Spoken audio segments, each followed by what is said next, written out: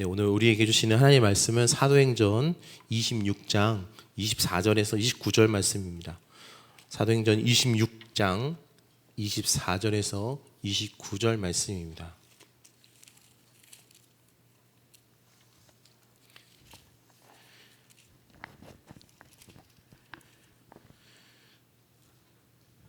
사도행전 26장 24절에서 29절 말씀 교독하여 읽겠습니다. 바울이 이같이 변명하매 베스도가 크게 소리내어 이르되 바울아 내가 미쳤도다. 내 많은 학문이 너를 미치게 한다 하니. 바울이 이르되 베스도 각하여 내가 미친 것이 아니요 참되고 온전한 말을 하나이다. 왕께서는 이 일을 아시기로 내가 왕께 담대히 말하노니 이 일에 하나라도 아시지 못함이 없는 줄 믿나이다. 이 일은 한쪽 구석에서 행한 것이 아니니이다. 아그리빠 왕이여 선지자를 믿으시나이까? 믿으시는 줄 아나이다. 아그리빠가 바울에게 이르되 내가 적은 말로 나를 권하여 그리스도인이 되게 하려 하는도다. 바울이 이르되 말이 적으나 많으나 당신뿐만 아니라 오늘 내 말을 듣는 모든 사람도 다 이렇게 결박된 것 외에는 나와 같이 되기를 하나님께 원하나이다 하니라. 아멘. 네, 오늘 무더위 가운데도 우리 수요예배 나온 여러분들을 사랑하고 축복합니다. 우리 함께 인사하면서 시작할까요? 무더위를 이겨냅시다.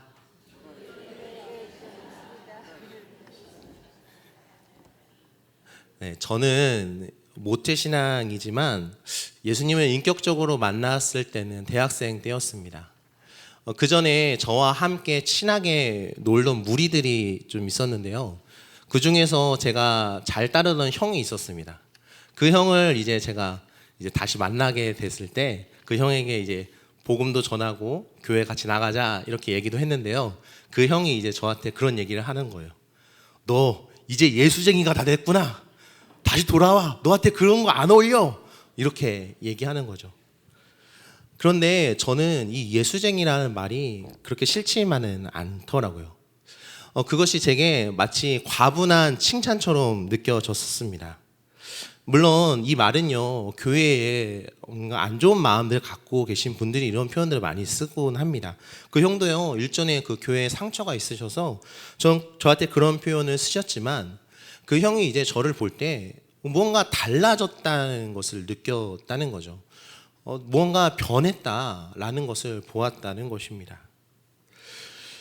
우리 자신의 아들을 죽인 원수를 양자로 삼았던 그 사랑의 원자탄 손양원 목사님을 아실 것입니다. 그 목사님이 시를 쓰신 것 중에 예수 중독자라는 시를 쓰셨습니다. 그 시를 잘 아실 텐데요. 그 목사님은 그 시처럼 예수로 살다 예수로 죽으셨습니다. 그 목사님이 어떻게 돌아가셨냐면 6.25 전쟁 중에 애양원에 남아있던 이 한센병 환자들, 이 환자들을 내버리고 도망갈 수가 없어서 그들과 같이 있다가 북한군한테 잡혀서 그렇게 고통을 당하시다가 결국은 북한군에게 총살을 당하고 말았다고 합니다. 이 시의 내용처럼요, 전 생활과 생명을 주님을 위해서 사셨던 분이었던 것입니다.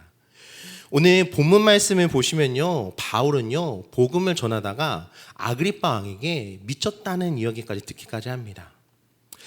이 무엇이라고 우리가 불리던지 그리스도인들은 어떤 사람입니까? 자신의 생명까지 걸고 예수로 전하는, 그 복음을 전하는 예수로 가득 차 있는 사람입니다. 저는 이런 그리스도인들을 오늘 예수로 물들여진 자다 이렇게 표현하고 싶은데요. 이 예수로 물들여진 자들, 어떤 자들일까요? 우리 첫 번째로 예수로 그 삶을 가득 채운 자다 이렇게 말하겠습니다. 오늘 본문을 보시면 이 아그리빠 왕이 바울에게 미쳤도다 이렇게 말하는데요.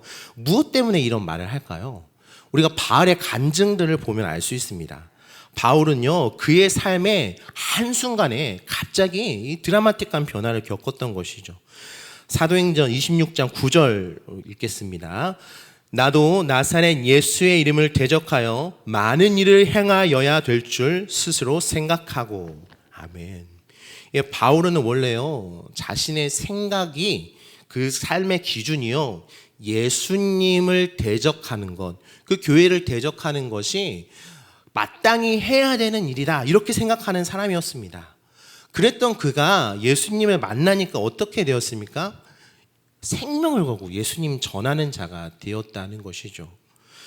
이 아그리파 왕은 이것을 이해하지 못하는 것입니다. 그리스도인들은 이전의 삶을 청산하고 새로운 가치관과 목표로 살아가는 사람들입니다. 세상은 이런 드라마틱한 변화를 볼 때 그것을 이상히 여길지도 모릅니다. 하지만 분명히 이 변화는 저주에서 축복으로 옮겨가는 온전한 삶으로의 변화인 것입니다. 우리 같은 26장 13절 14절 읽겠습니다. 왕이여, 정오가 되어 길에서 보니 하늘로부터 해보다 더 밝은 빛이 나와 내 동행들을 둘러 비추는지라. 우리가 다 땅에 엎드러짐에 내가 소리를 들으니 히브리 말로 이르되 사울아 사울아 내가 어찌하여 나를 박해하느냐. 가시체를 뒷발질하기가 내게 고생이니라. 아멘. 바울이 왜 이렇게 급작스럽게 변화가 되었다고요? 주님을 만났기 때문입니다. 그리스도인들은 주님을 인격적으로 만난 사람들입니다. 세상은요, 우리가 이러한 간증들을 할 때요, 굉장히 이상하게 여깁니다. 그러나 우리가 실제로 일어난 일들을 어떻게 아니라고 부정할 수 있겠습니까? 우리는 오늘도요, 이 말씀을 묵상하면서 또 설교를 들을 때, 우리가 기도할 때 주님과 인격적인 교제를 나누고 있는 것입니다. 주님께서는요, 그 말씀으로 나의 죄를 드러내시고 그 은혜와 축복의 길로 가도록 우리를 격려하시고 우리에게 명령하시고 우리에게 그 말씀으로 가득 채우시는, 우리에게 생명의 길로 인도하시는 참 평안과 복을 주시는 그 말씀으로서 우리와 만나주고 계신 것입니다. 이렇게 주님을 만난 사람들은요, 어떤 모습을 보이게 되냐면 나의 삶을 주님께 드리기 시작한다는 것입니다. 사도행전 20장 24절 말씀입니다. 우리 함께 읽겠습니다. 내가 달려갈 길과 주 예수께 받은 사명 곧 하나님의 은혜의 복음을 증언하는 일을 마치려 하면은 나의 생명조차 조금도 귀한 것으로 여기지 아니하노라. 아멘. 이 아그리파 왕이 바울을 이해하기 가장 힘들었던 점이 바로 이 부분이었을 것입니다. 바울은 죽음을 두려워하지 않았습니다. 정확하게 말하자면 이 죽음보다 훨씬 더 귀한 가치관이 있었기 때문에, 그것을 알고 있었기 때문에 바울은 죽음을 두려워하지 않을 수 있었던 것입니다. 바울은 이 복음을 전하다가 사람들의 반대에 부딪히고 자기 동족들에게 목숨의 위협을 받기까지도 했지만 멈추지 않았습니다. 감옥에 있을 때도, 묶여 있을 때도 복음을 전하고 로마에 가서도 복음을 전하기 위해 가이사에게 상소하기에 이르릅니다. 그것은 단순한 고집과는 달랐습니다. 바울은 확신과 그 사명감에 가득 차 있었기에 이렇게 할 수 있었던 것입니다. 세상은요, 아그리파 왕과 같이 그리스도인들을 이해하지 못합니다. 예수를 적당히 믿으면 되지, 왜 너의 모든 삶을 다 그렇게 올인해 버리는 거야? 너만 믿으면 되지, 왜 그렇게 힘들어하면서도 듣지 않은 사람에게 예수님을 전하는 거야? 이렇게 우리를, 사명을 이해하지 못할 것입니다. 때를 얻든지 못 얻든지 주님의 복음을 전하기에 힘쓰고 새벽 예배, 그리고 수요, 금요, 주일 예배, 목장 모임에 빠지지 않고 또 교회에 봉사를 하면서 이렇게 열심히 교회에 헌신하는 사람들을 세상에서는 예수쟁이다라고 부를지도 모르겠습니다. 그러나 그렇다고 해서 우리의 믿음까지 잘못된 것은 아닙니다. 오히려 우리는 온전한 길로 걸어가고 있는 것이죠. 그것은 오직 주님을 만난 사람만이 알 수 있습니다. 그들도 주님을 만나게 될 때 이 기쁨과 확신을 알게 되며 예수님으로 가득 차서, 하나님의 그 마음을 가득 차서 찬양하는 자가 될 것입니다. 우리의 삶 속에서도 이런 예수로 가득 차는 인생들이 되고 계십니까? 그런데 우리의 이 실제 삶 속에 이 복음을 전하는 말 한마디 떼기가 참 어렵습니다. 왜냐하면 이 복음이요, 이 구원이 굉장히 개인적이고 은밀한 것처럼 여겨지기 쉽기 때문입니다. 나는 분명히 주님을 경험했고 알고 있지만 세상이 이해할 만큼 이것이 논리적이고 너무나 확실한 것이라는 그 마음이 잘 들지 않는 것이죠. 자, 그렇다면 바울은 어떻게 해서 이 복음을 담대히 전할 수 있었을까요? 예수로 물들어진 자의 두 번째 모습은요, 예수로 담대함을 가진 자입니다. 오늘 본문 말씀인데요, 26절, 27절 함께 읽겠습니다. 왕께서는 이 일을 아시기로 내가 왕께 담대히 말하노니 이 일에 하나라도 아시지 못함이 없는 줄 믿나이다. 이 일은 한쪽 구석에서 행한 것이 아니니이다. 아그리빠 왕이여, 선지자를 믿으시나이까? 믿으시는 줄 아나이다. 아멘. 이 바울의 태도가 어떻습니까? 예수의 복음으로 너무나 담대하는 거죠. 당연히 당신 믿을 거야 라고 이렇게 얘기합니다. 어떻게 이렇게 당당할까요? 최근 우리는요, 관공서나 공공기관에 복음을 전하기가 굉장히 어렵습니다. 그곳에는 종교적인 색채가 조금이라도 뜨면은 여기서나 그걸 말할 수 없다, 거절을 하는 그런 상황인데, 이 바울은 담대히 말하고 있습니다. 심지어 그 아그리빠가 그 선지자를 믿을 것이라 이렇게 확신에 가득 차서 말하고 있죠. 바울이 이렇게 담대할 수 있는 이유는요, 이 예수의 복음이 우리에게만 또는 개인에게만 은밀히 주어지는 것이 아니라 모든 사람들에게 선포되고 전해지는 것이기 때문에 그렇습니다. 디모데전서 2장 4절 말씀 함께 읽겠습니다. 하나님은 모든 사람이 구원을 받으며 진리를 아는 데 이르기를 원하시느니라. 아멘. 물론 이 복음은요, 그 비밀이 숨겨져 있습니다. 주님을 만나고 경험한 사람만이, 은혜를 받고 성령께서 깨닫게 하시는 사람만이 깨달을 수 있습니다. 그러나 이 복음의 진리는요, 누구에게나 접해질 수 있는 것이죠. 예수님이 우리를 위해, 인류를 위해 십자가에 죽으셨다는 그 사랑은요, 그리고 부활하셨다는 사실은 웬만한 사람들은 다 알고 있는 사실들입니다. 당시에도 이 예수님의 사건은요, 굉장한 파장을 일으켰습니다. 여러 가지 의문들을 낳게 하였고요, 가는 곳마다 소문과 난리가 났습니다. 생각해 보십시오. 하루 아침 만에 내 자녀, 내 가족, 내 이웃, 내 친구가 변했어요. 다른 가르침을 쫓는다, 이렇게 하면 얼마나 난리가 되겠습니까? 그때 당시만 해도요, 유대교인들에게 이 기독교는요, 유대교 이단으로 취급받던 그런 시대였습니다. 예수로 물들어진 자들이 그 곳곳에서 예수님을 증거하고 있었고, 그로 인해서 그 시대에 예수가 너무나 당연하게 전해지고 있는 그런 상황이었다는 것입니다. 그러나 그런 만큼의 이미 많은 사람들이 예수님을 어떻게 하고 있어요? 알고 있다는 것입니다. 아그리빠 왕뿐만 아니라 거기 있는 모두가 한 번쯤은 들어봤을 것입니다.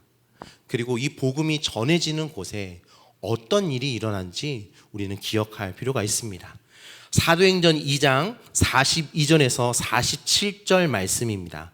우리 함께 화면을 보시고 함께 읽겠습니다. 그들이 사도의 가르침을 받아 서로 교제하고 떡을 떼며 오로지 기도하기를 힘쓰니라.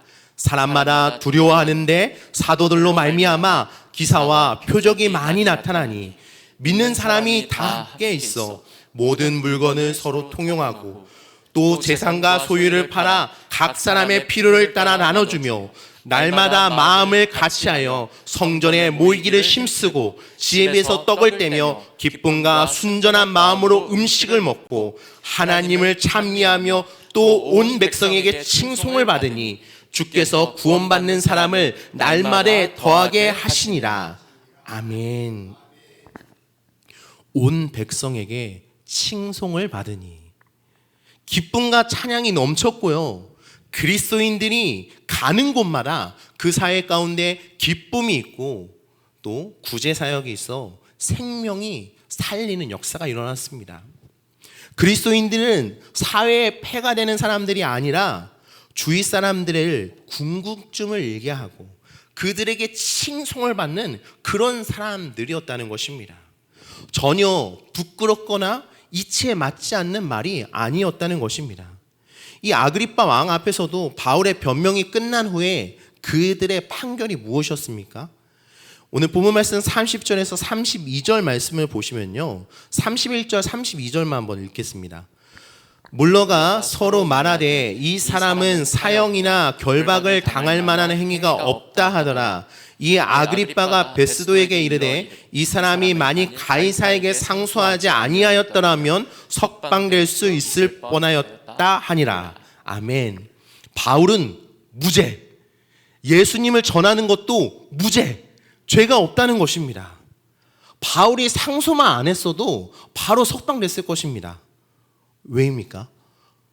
바울이 주장한 내용들은 이미 그 복음은요 너무나 공개적이라서 모두가 알고 있는 내용이었으며 그것은 사회에 이미 선한 영향력을 끼치는 아름다운 것이었다는 것입니다. 우리의 신앙, 우리가 믿고 있는 이 복음의 진리는요 지금이나 그때나 여전합니다. 예수의 능력이, 예수님의 그 은혜의 역사가 여전히 탁월합니다. 복음이 전해질 때 그 예수를 믿는 자들은요 사회에 폐가 되는 것이 아니라 유익하고 선한 영향력을 끼친다는 것입니다. 그러므로 우리는 예수로 담대함을 가진 자가 되어야 하는 것입니다. 예수로 물들여진 자라는 것은 그 예수로 담대함을 가지는 자인 것입니다. 예수가 전해지는 곳에 생명이 일어나고 능력이 임하기 때문입니다. 이제 우리가 이 모습들을 우리의 삶으로 가져와서 생각해 볼 때 이런 의문들이 드실 것입니다.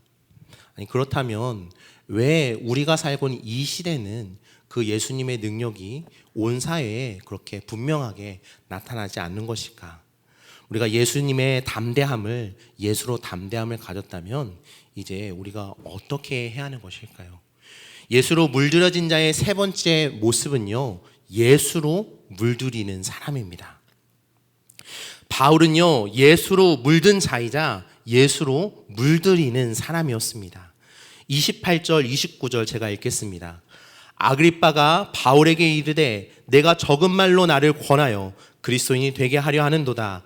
바울이 이르되 말이 적으나 많으나 당신뿐만 아니라 오늘 내 말을 듣는 모든 사람도 다 이렇게 결박된 것 외에는 나와 같이 되기를 하나님께 원하나이다 하니라. 아멘. 바울이 지금 무엇라고 말하고 있죠? 나와 같이 되기를 원한다 말하고 있습니다. 나와 같이 되기를 원한다.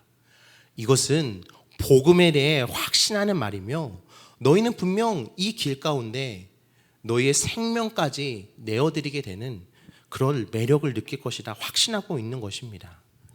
이러한 바울이 그리스도인들을 무엇이라고 표현하였는지 우리 말씀을 통해서 찾아보겠습니다. 고린도후서 2장 15절 말씀입니다. 함께 읽겠습니다. 우리는 구원받는 자들에게나 망하는 자들에게나 하나님 앞에서 그리스도의 향기니. 이어서 3장 3절입니다. 너희는 우리로 말미암아 나타난 그리스도의 편지니 이는 먹으로 쓴 것이 아니요 오직 살아계신 하나님의 영으로 쓴 것이며 또 돌판에 쓴 것이 아니요 오직 육의 마음판에 쓴 것이라. 아멘. 이 바울과 초대교회 성도들은요 예수의 향기가 나타나는 자였습니다. 예수님을 전하는 편지였습니다. 그들의 삶 속에서 예수님 닮은 모습이 예수님이 어떠한 분인지 드러내는, 그로 인해서 사람들이 예수님은 도대체 어떠한 분일까 궁금하게 되고 그들이 복음을 전할 때 그 복음을 받아들이게 되는, 예수님을 알게 되는 역사가 일어났던 것입니다. 또한 이 바울의 삶은요 자신의 모든 것을 바쳐 선교하는 삶이었습니다. 생명조차도 사명보다는 조금도 귀한 것으로 여기지 않았기에 자신의 모든 삶을 내던지는 삶이었던 것입니다. 바울이 어떻게 그런 삶을 살 수 있었습니까? 어떻게 예수님께 물들어진 사람이 되었습니까? 많은 말이 필요했습니까? 많은 지식과 설득하는 과정이 필요했습니까? 그 말이 많든 적든지 간에 그저 바울은 예수님을 경험한 사람이었기 때문이었고, 그 이후로도 그 예수를 깊이 알며 교제하는 삶, 예수를 전하는 삶을 살았기 때문이었습니다. 그러면서 바울은 점점 예수로 물들여졌고 예수로 닮아졌던 것입니다. 바울뿐만 아니라 초대교회 성도들은 예수님을 닮은 자들이 되어 갔던 것입니다. 에베소서 4장 15절 말씀 함께 읽겠습니다. 오직 사랑 안에서 참된 것을 하여 범사에 그에게까지 잘할지라. 그는 머리니 곧 그리스도라. 아멘. 사랑하는 여러분, 오늘 이 자리에 앉아있는 우리는 예수님을 만난 사람들입니까? 하나님의 말씀이 여러분들의 마음을 움직이고 그 삶을 변화시키고 계십니까? 그렇다면 그 말씀대로 순종함으로 자라나야 합니다. 비록 드라마틱한 변화, 한 번에 완전히 변하는 것은 안 될지라도 조금씩 어제보다 조금 더 나의 삶의 영역들을 주님께 내어드리며 그 사명의 길로 걸어가는 것에 오늘 하루 순종해 나가는 것입니다. 때를 얻든지 못 얻든지 복음을 전할 수 있도록 준비되고 복음을 전함으로써 그 모든 삶 가운데 예수님을 더욱 알아가야 하는 것입니다. 무엇이 이 초대교회와 같은 이 성경 속에 나타나져 있는 이 복음의 그 놀라운 능력과 같이 우리의 오늘 현재 삶에도 그렇게 나타날 수 있습니까? 무엇이 그것이 우리를 그런 예수를 전하는 자로 만들 수 있습니까? 바로 예수로 물들여지는 것입니다. 세상은 이해하지 못하고 여전히 다른 교회들이 세상에 그런 비난의 표적이 될지라도, 그런 소문들이 들려오고 사람들이 오해할지라도, 비웃더라도 우리만큼은, 주님 앞에 서 있는 우리만큼은 매일 그 주님의 말씀을 붙들고 이것이 진리이며 온전한 길이며 나에게 참된 생명을 주시는 주님의 사랑하는 음성인 줄 알고 그 생명을 걸고 복음을 전하고 기도하는 것이, 그분을 전하기에 힘쓰는 것이 바로 예수를 우리 안에 담는, 예수로 물들여지는 삶인 것입니다. 바로 그러한 삶을 살았기에 위정자 앞에서도 담대하게 복음을 전하며 나와 같이 되기를 원한다 선포할 수 있었던 것입니다. 사랑하는 여러분, 오늘 예수로 물들여지는 자가 되시기를 축복합니다. 우리가 완전히 예수로 물들여져서 예수로 가득 차서 세상은 이해하지 못할지라도 우리를 푹 찌르면 욕이 나오는 것이 아니라, 험담이 나오는 것이 아니라 예수가 나오는, 축복이 나오고 선한 말이 나오는 그 복음의 탁월함과 기쁨을 가지고, 확신을 가지고 담대히 전할 수 있는, 매일 주님을 닮고 주님을 내 마음속에 담아서 예수로 물들어져 가는, 예수로 드러내지는 사람들이 되시길 소원합니다. 오직 주님만이 그렇게 하실 수 있습니다. 오늘 하루도 그 예수를 깊이 묵상하며 기도하실 때, 주님, 내가 예수로 물들여진 자가 되기 원합니다. 온 흑백으로 하나님을 미워하고 거부하는 이 세상 속에서 유일하게 우리가 예수로 물들여진 사람들이 되어서 내 삶의 모든 영역을 주님께서 나를 물들으신 것처럼 우리 또한 우리의 주위를 물들여가는 그런 사람들이 하나하나 되실 수 있도록 살아계신 예수님의 이름으로 축원을 드립니다. 우리 함께 찬양하겠습니다. 주보혈 날 정경케 하고 찬양했습니다.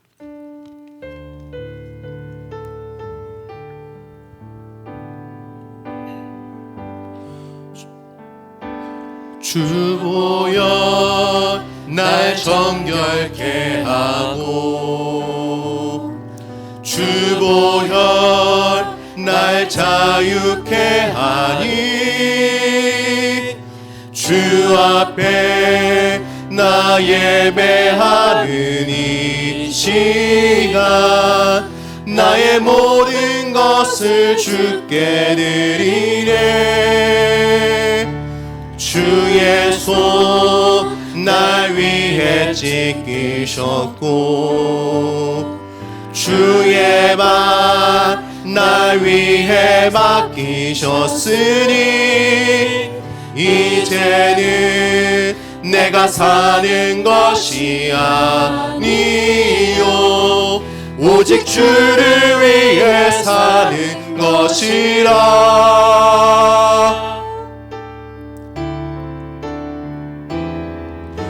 주의 손에 나의 손을 포개고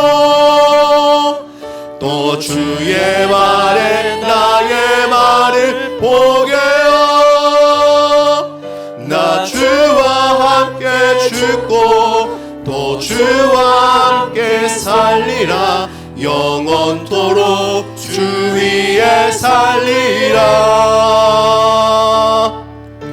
주의 손에 나의 손을 포개고 또 주의 말에 나의 말을 포개어 나 주와 함께 죽고 또 주와 함께 살리라 영원토록 주 위에 살리라 주 위에 살리라